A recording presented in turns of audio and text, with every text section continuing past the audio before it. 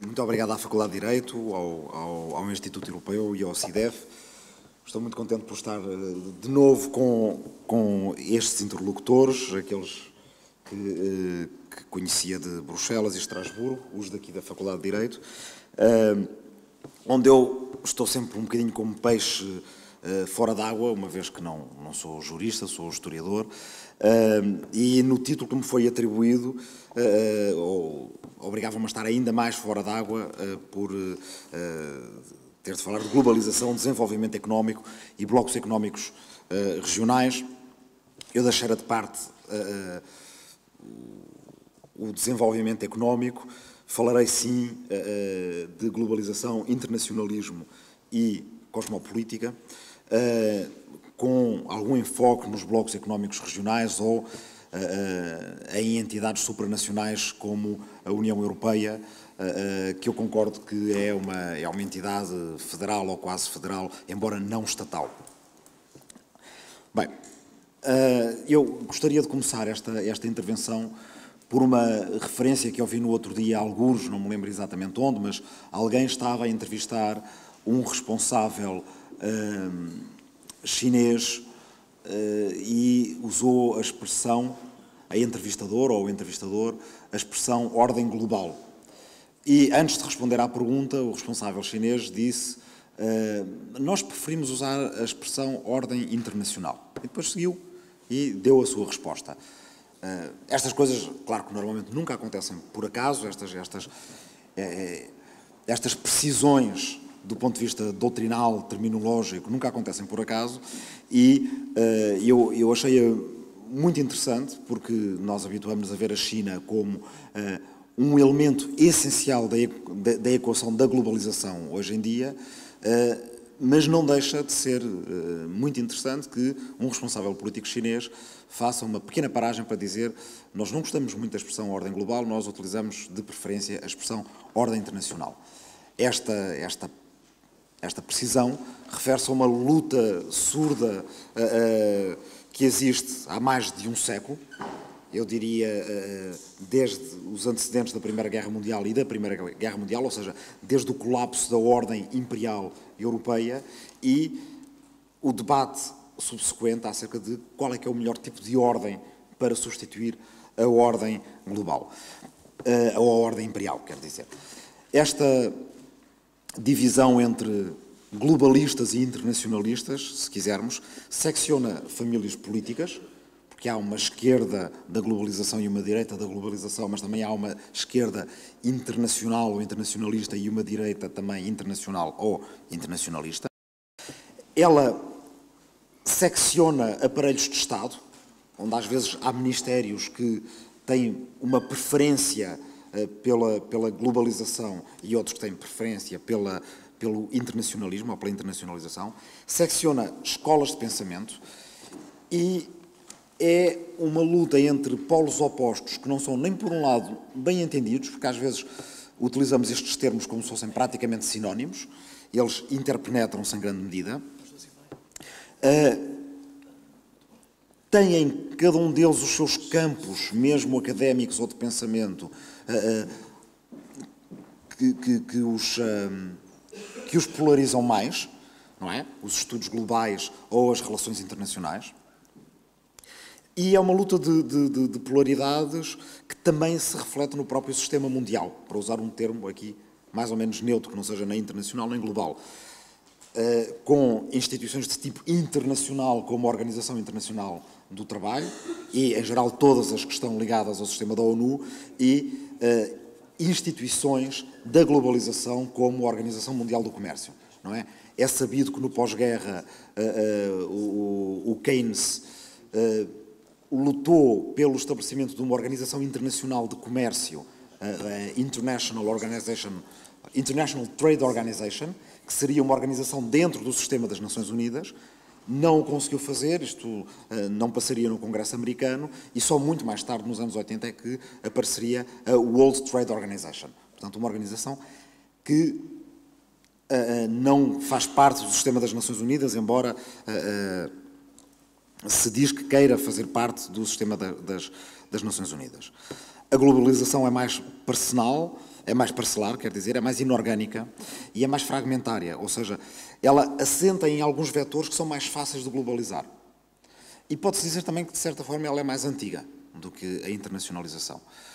Há vetores que são os mais desejados em termos de comércio de bens e que, portanto, favorecem a globalização, que se globalizam mais rápido, não é? Quer dizer, se pensarmos na globalização histórica portuguesa e espanhola, coisas como as especiarias ou como o ouro, ou então a globalização assenta às vezes em vetores que são mais imateriais. E hoje em dia uma globalização assenta em fluxos financeiros, em fluxos de mercadorias, na integração dos mercados de capitais, mas é uma globalização quando chega às pessoas, e há livre circulação de pessoas, como nós estamos a ver nas fronteiras da Europa, bem, torna-se o cabo dos trabalhos.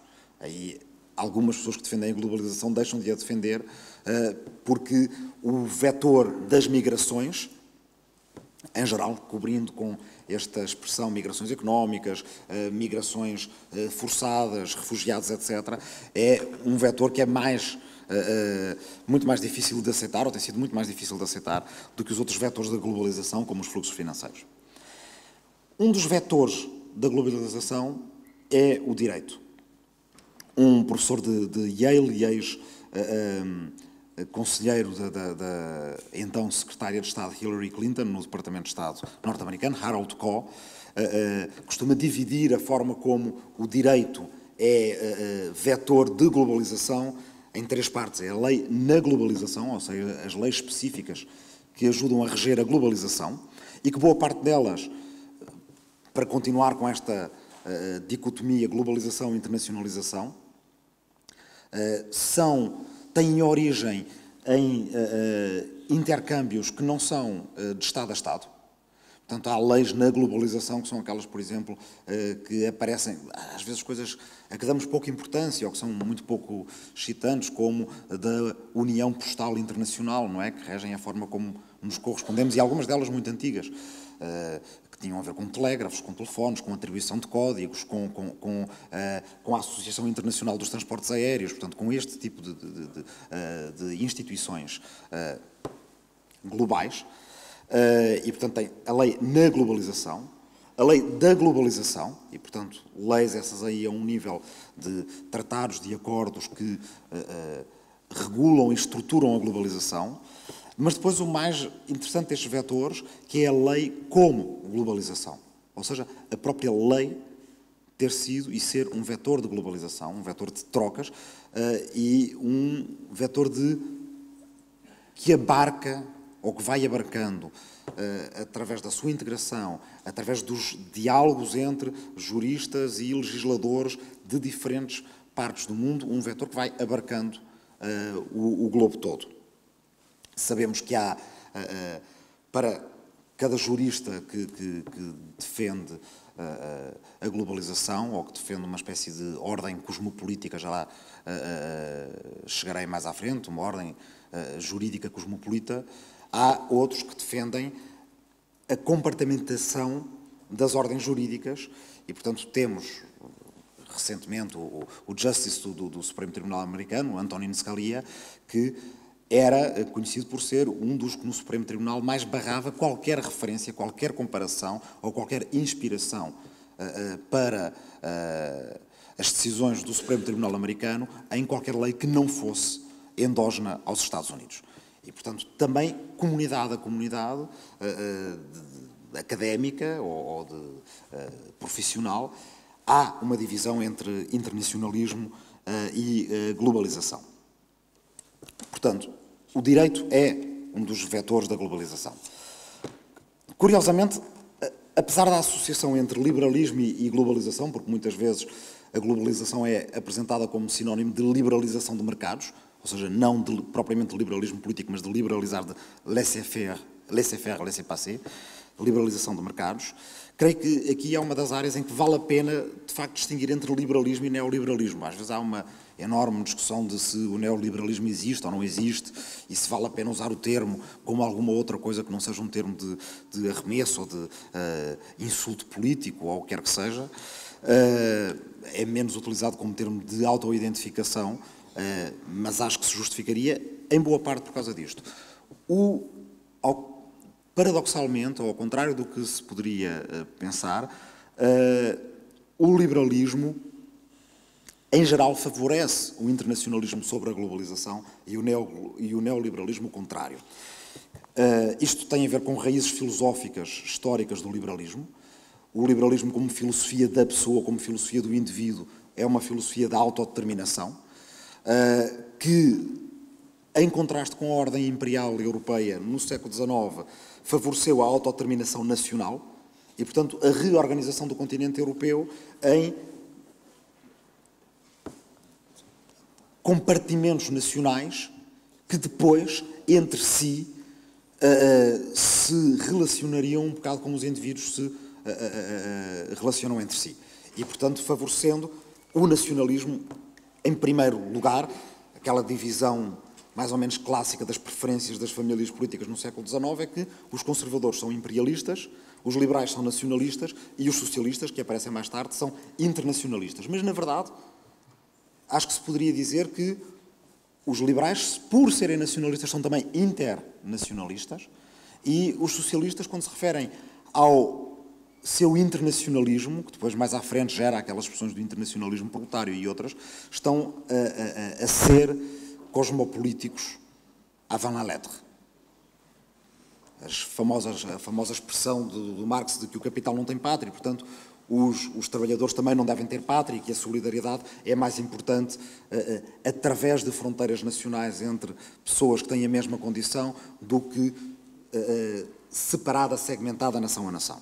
Bem, mas enfim, o exemplo do Keynes que eu dei há bocado é claro em relação a isto. O Keynes, um liberal encartado, membro do Partido Liberal britânico e assessor de um primeiro-ministro liberal tão típico como Lloyd George, favorecia este tipo de organizações internacionais, favorecia uma International Trade Organization e não, e foi só porque falhou, porque mais à frente aparece uma World Trade Organization. Agora, chegou à altura, depois de ter insistido na separação entre estas duas dimensões, se quiserem, estas duas abordagens, dimensões do pensamento, entre internacionalismo e globalismo, é preciso admitir que esta minha dicotomia é muito exagerada, é se calhar um bocadinho manicaísta, porque eles não são só opostos polares, eles são opostos polares dinâmicos, eles não são estáticos. E, portanto, em grande medida, eles entreajudam-se e estabelecem as condições um do outro. Ou seja, grande parte das negociações que favorecem uma globalização do comércio são negociações que são internacionais, como há bocado o professor Vital Moreira aqui nos explicou, embora, e aí é o que tem de interessante, do ponto de vista das formas políticas e do ponto de vista intelectual, essas negociações estejam a estabelecer entre uma entidade que é um Estado e é um país e uma entidade supraestatal, que lhe podemos chamar federal também, e que não é um país como a União Europeia. E, portanto, aí já não é exatamente internacional, porque a União Europeia não é uma nação. Mas, em boa medida, a separação ou esta distinção, globalização, internacionalismo, apesar do facto de muitas pessoas que hoje em dia se opõem politicamente à globalização o fazerem em nome de um internacionalismo, não é uma oposição estática, é uma oposição em grande medida dinâmica, porque a globalização tem necessidade dos Estados. Ela não se faz só com os Estados, ela faz-se de outras formas, através daqueles vetores que eu há bocadinho resumi, mas também tem necessidade dos Estados para se regular. Por vezes, o internacionalismo e a globalização moderam-se um ao outro. A globalização combate as tendências protecionistas, nativistas, isolacionistas dos Estados. O internacionalismo combate, digamos, as tendências mais, se quiserem, elitistas ou menos, ou mais assimétricas da globalização. E, portanto, às vezes esta oposição, se quiserem, esta dinâmica, é uma dinâmica que acaba por, moderando-se mutuamente, nos favorecer a todos. Mas, por vezes, elas reforçam-se. E quando elas se reforçam é aí que começam os problemas. E eu queria dar alguns exemplos de alguns problemas que emergem quando os Estados e a globalização, digamos, entram numa dinâmica que, de certa forma, ganha força própria. Em primeiro lugar, o problema da captura dos agentes. Portanto, o problema de que quando enviamos alguém a uma qualquer negociação em nosso nome, como a negociação tem uma dinâmica própria, é muito possível quando essa pessoa regresse àqueles que o mandataram ou a mandataram, aqueles que o mandataram ou a mandataram já tenham menos influência sobre essa pessoa do que as dinâmicas da negociação. Ou seja, quanto mais distante um negociador em nome do povo está, mais tendência ele tem para ser capturado. Seja no sentido criminal e corrupto do termo, alguém pode ser comprado, não é? É assim, normalmente, que as pessoas referem à captura dos agentes, mas na maior parte das vezes isso não acontece dessa forma. Se não acontece dessa forma, acontece uma forma que tem a ver com a própria dinâmica das negociações. E, portanto, depois acontece que quando os mandatários regressam aos que os mandataram, muitas vezes ninguém fica contente com nenhuma parte da negociação.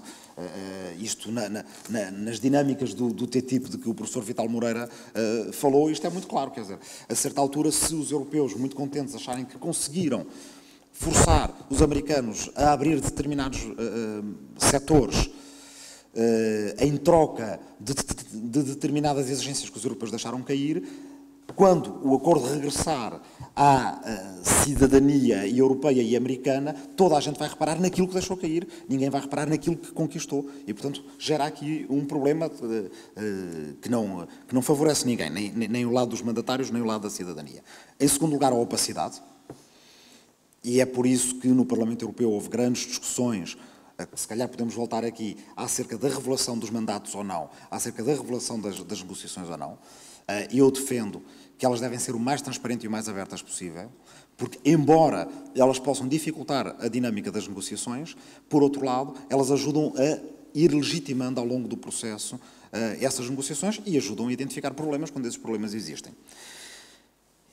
Em terceiro lugar, o sacrifício da legitimação pela eficácia.